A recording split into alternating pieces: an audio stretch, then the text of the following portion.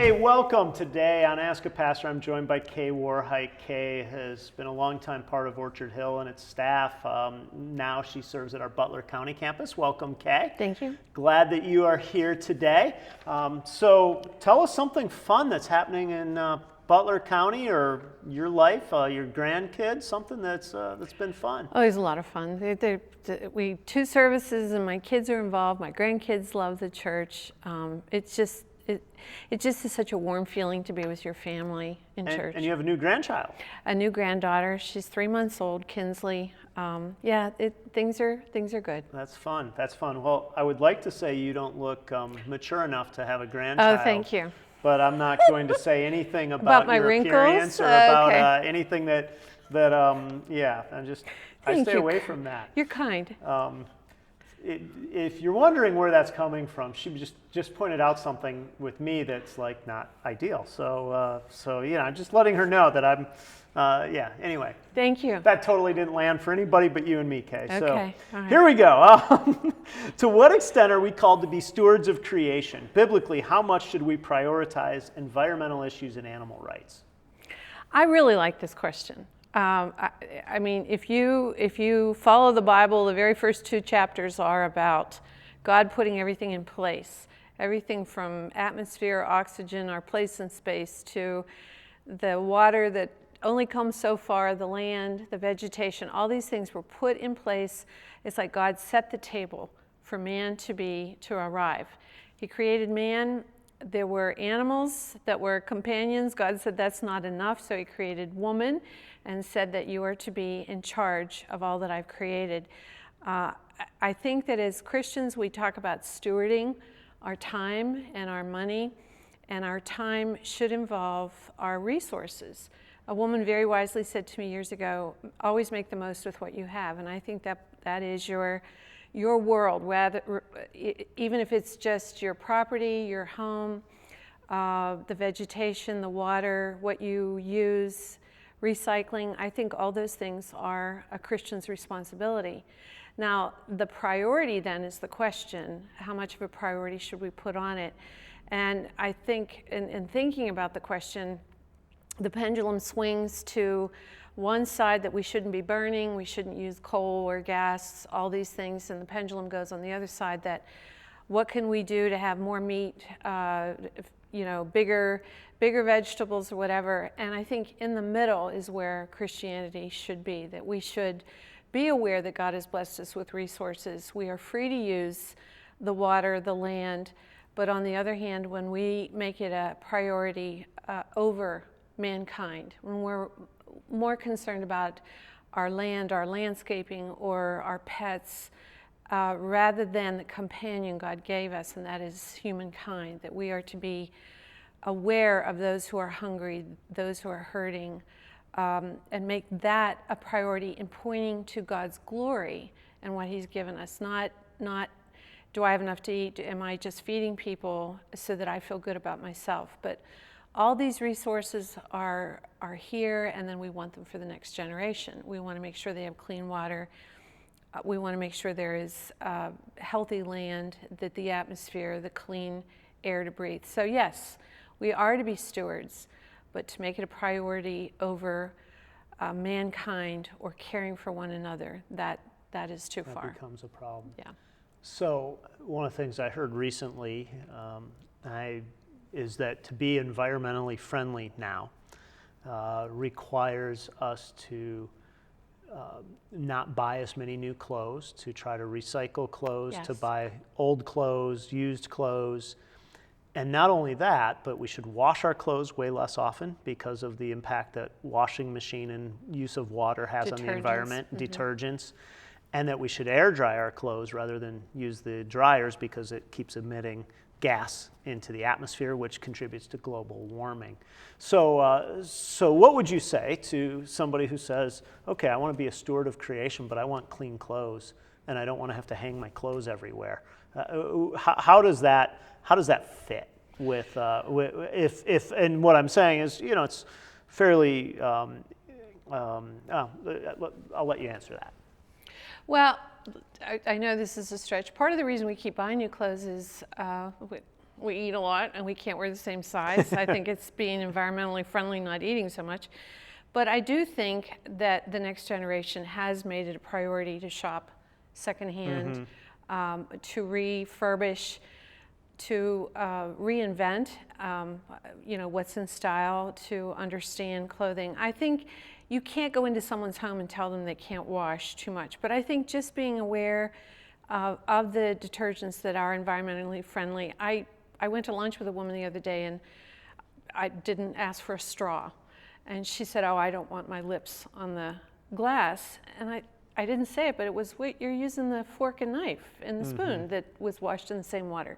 So I think we want to pick and choose, but I think things like plastic, or I did read where clothes do not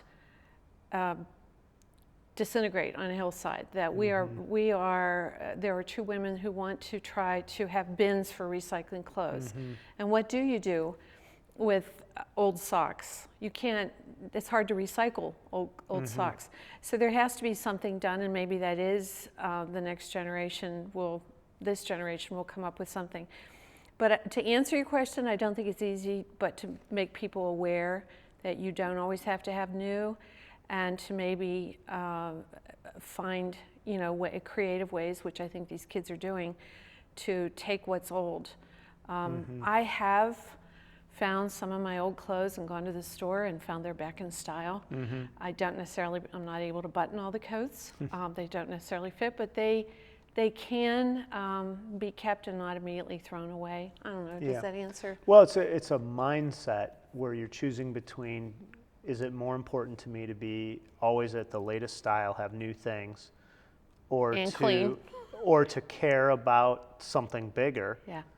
Which could be both a materialism thing and an environmental thing. Well, that's it. And then certainly the washing. Like personally, I'd struggle not having clean clothes. Yeah. I like clean clothes more than I like new clothes. But it's good to even just ask the question, is there an alternative to some of the ways we do things? And I do think there's a biblical piece of that question that says Christians are not just to say we use the world and discard it, but to say we are to manage and steward the world that God has given us. And sometimes that means making choices that are for the good of everybody rather than just our personal good. And we live in a culture that has said for so long, make your choices about yourself, everyone else can figure it out. And what's good about even the environmental push with something like water and washing or buying old clothes is it forces you to at least ask the question, am I acting just simply because I can and I have the resource to do what I want, or am I willing to put some of my preference and conveniences aside for the public good? And certainly there's a balance there somewhere. But I'm not. Sometimes balance can be an easy way out too, to just appeal to balance. So yeah, that's a good question. This question is about a spouse and the spouse is being in a different place spiritually, and it's the man who writes. He says, "She and I are similar in that we want to believe in the whole thing, but we are not quite there yet. In my view, I am much more accepting of the biblical story. My desire to figure it out seems stronger and more open, and my wanting to attend church services is far more frequent than hers. I don't push the church thing too much, though. I realize everybody moves at their own pace, or more specifically at God's pace of pursuing us individually. Do you have any advice or suggestions about spouses being at different places in their faith journey, and possibly how does the Bible address this?" That is hard, and at first I just think it's wonderful that there is a man who wants to be a Christian husband. I just think it's such a blessing, and it is hard when you're not on the same page. But on the other hand, my advice is, how much do you know God personally? And that sounds a little arrogant, but when you know that God is omniscient, He already knows the pace that your wife needs to find or what she needs in her life. Do you know that God is provider? And I don't mean just those words. Are you soaked in knowing that He knows all things? Are you soaked in knowing that He is provider? When you know those things, then you grow spiritually yourself, and hopefully your wife will come along. But and what does it say in 1 Peter 3:15, that always be prepared to give a reason or to give hope for what you believe. And are you growing? Are you prepared if your wife does have a question? Are you excited, or are you, it's not about religion, it's about your relationship. And I know myself, if I go to a store and I find a bargain and I tell 5 people, that's a really neat store. When I am growing spiritually, I say, can I just tell you, you won't believe what I found in the Bible today. And I don't feel I'm pushing, because I talk about all kinds of things I'm excited about. And when a husband does that, the wife will hear, well, wait, what? What are you talking about? And that conversation. Yeah. But I do, it's like not all people learn to read at the same pace. Not all people become athletes at the same age. And God knows a spouse, and your wife could pass you up someday in her thirst, but just to know that God's there. Well, it's interesting that the verse you reference is in 1 Peter 3, because the first part of that chapter actually addresses the situation. Now, it speaks specifically to wives. Rather than to husbands, maybe because often it seems that the wife might experience that. First. Who knows if that's statistically true, but certainly anecdotally, I think I see more often women come to church without husbands than husbands without wives. But here's what this says: wives, in the same way, submit yourselves to your own husbands, so that if any of them do not believe, so here's your instance of not both believing, if any of them do not believe, that they may be won over without words by the behavior of their wives. And so the emphasis here is on your demeanor, your approach, your behavior, saying, I want to help them come to faith rather than pushing or demanding. Which is what he didn't want to do. Exactly. And I think you know that people aren't coerced into anything. No. And so coercion is never effective. I think it's fine to say, I would like it if you would come with me and experience it with me so we could talk about it. I would appreciate not going alone. Any of those things are fair. But at the end of the day, no one is coerced toward faith. No. And so your best option is to pray for them, to care for them, and to let them see how God is changing your heart and life ultimately as you look at that. What else would you say to somebody who's experiencing just not feeling like they're in the same place spiritually? Well, I do believe that there's a lot of fellowship out there, and I know that's a Christian word, but iron sharpens iron, and you will be amazed that maybe other men could be in a similar situation, or they could be that my wife is dragging me, and that company will sharpen your senses as far as, praying for each other, encouraging each other, and finding, I think when we get into situations, we always feel that we're the only one. And when you get with other men, specifically in some kind of Bible study, long-term Bible study where you grow, it's always amazing to see how it changes. So this question is really tied to the last one, and it looks like it's from the same person. It says, again, I'd like to be more involved with the church and have the kids grow there as well. We are at a busy stage of life, but still early enough to set things on a strong spiritual footing. I want to ingrain church more into our family dynamics so that it's more of a regular occurrence. Everybody wants to do it, and I don't feel like I'm pushing it on my family. We often participate in family and volunteer events at church. Can you offer any advice or provide any that provide a gentle nudge and influence in my family without being pushy and making them not want to go at all? So what would you say when a family has a little bit of resistance, especially the kids? Well, I always think of my sons did not want to go to the orthodontist, and I would drag them, and I made them go because I believed in it, and they had to. And I hated to see them get a shot for immunizations, but I made them get a shot, and there would be tears. It's funny how we make them do things education-wise. You'll make sure your child's going to the right school. You would not think, I'll let them decide later. And you don't feel pushy. You feel that as a parent, I have a right to do that. That's how I looked at church. And it wasn't necessarily the right fit. When it says, train up a child in the way they should go, not all kids are into serving or, sitting down and having a lesson. Some kids are into music. But when you train up that child in the way they should go, and you insist, you're going to go to church, this is what we believe in, but you don't seem to like this, let's find something for you because I believe in this. If you don't like the orthodontist, you find another one. We came here because our kids were not, it was more religion than it was understanding the grace. And so to say, okay, we're going to make sure you have the right school, we're going to make sure you go to the right church, but you will go. And yes, you are being pushy, but again, it's not pushing religion on them. Well, it's a little different than the spouse. The spouse, yes. You're coercion married. is not ultimately it's effective. Adult to adult. With kids, you do have the power of influence. You have the power of incentive. And I think you're right to say, in a sense, there are a lot of things that you don't let your kids decide week to week. No. And if you sign them up to play soccer and they halfway through the season say, I don't want to go anymore, most likely what you'll do is you'll say, well, you're going to finish out the season because we signed up for it. Now, there might be an occasion where you say, this has become such a bad experience, we're not going to finish. Right. But what you wouldn't do is let them wake up and say, I don't feel like soccer practice today, so I'm not going to soccer practice today. I don't feel like band practice today. What you'd say is, well, your band's counting on you, your team's counting on you, we're part of this, we're going to go unless you're sick or there's some reason not to go.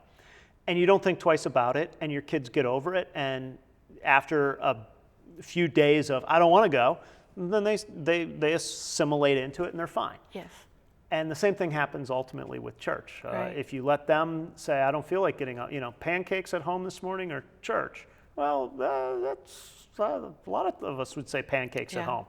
But we believe in this enough as a family. This is a priority. And as you do that and don't make it a negotiable when they're young, then as they get older, it's part of the fabric of the family, and it's easier for them to say, this is important, I want this in my life, just like it is with any other activity. Well, and to be aware that every human being is born with a God-sized hole. And when we let that hole be empty until they become adults, it is, kids can be angry and say, I never found out, I never knew, nobody ever told me. So to be aware that we were born with a desire for God to lead your children to fill that hole in their soul that they're not aware of is a parent's responsibility. Not, when Jesus said, love the Lord your God with all your heart, soul, mind, and strength, we leave out that soul part, or we might leave out the mind. I'll let them decide when they get older. It all goes together. Just, again, God is a God of order, and these things need to be taken care of. I've probably shared this story at different times, but when I say the power of incentive, I think that really is something parents have, especially as kids get older. And the reason I say that is that was part of my story. My parents stopped going to church when I was in middle school.